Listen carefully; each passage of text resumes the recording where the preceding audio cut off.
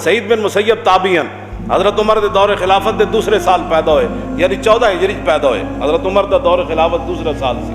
یہ تابعین جنہاں صحابہ دی زیارت کی تھی، آپ بڑے بڑے محدث ہیں جنہاں دے بارے محدثین نے لکھا کہ اسی انہاں تو بڑا کوئی عالم نہیں ویکھا اپنے دور وچ۔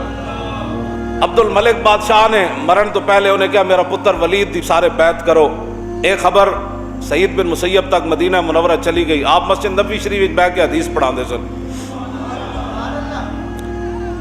آپ نے فرمایا تے آل ہی کوئی نہیں، میں دی بیعت کیویں کراں؟ آپ دے شاگرد جنہاں وچ حضرت عبداللہ بن عمر دے پتر، حضرت عمر دے پوترے حضرت سالم اور بھی بڑے بڑے تابعین وہ آ گئے۔ انہوں نے کہا حضور تہاڈا خاص انہیں نا لیا کہ سعید بن مسیب کو ضرور بیعت لینی، جے بیعت نہ لوے تو قتل تک تہاڈے بارے آرڈر ہو چکے، تانوں بیعت کرنی پینی۔ پھر یا بیعت تو بچنا ہے تو پھر وہ 3 طریقے ہیں۔ اج زور تو بعد مسجد نبی شریف وچ بیعت ہونی تے تسی اذان ہوے تے اج نماز پڑھن نہ ہو، گھر وچ بیٹھے رہو، تہاڈوں بیعت لین کسی نہیں آنا۔ سنو جی، یہ تھے دین کے وارث۔ آپ نے فرمایا جب حی علی الصلاۃ اور حی علی الفلاح کی آواز میرے کان میں آئے گی تو مسجد نبوی شریف میں نے ضرور آنا ہے، اذان سن کر تو میں نہیں رہ سکتا۔ انہوں نے کہا اچھا ٹھیک ہے آنا ہے، تو جدوں تہاڈے کول سرکاری بندے آنے کہ جناب بیعت تسی کر دے ہو تو تسی چپ رہنا، نہ ہاں نہ نا۔ تو آپ نے فرمایا میرا چپ رہنا بھی رضا دی دلیل ہونی۔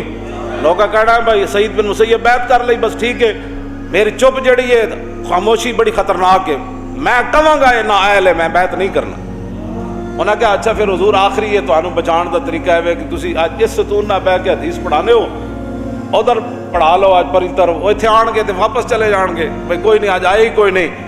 تو فرمایا فرقم من المخلوق، فرمایا مخلوق کے ڈر سے میں اپنی جگہ بدل لوں۔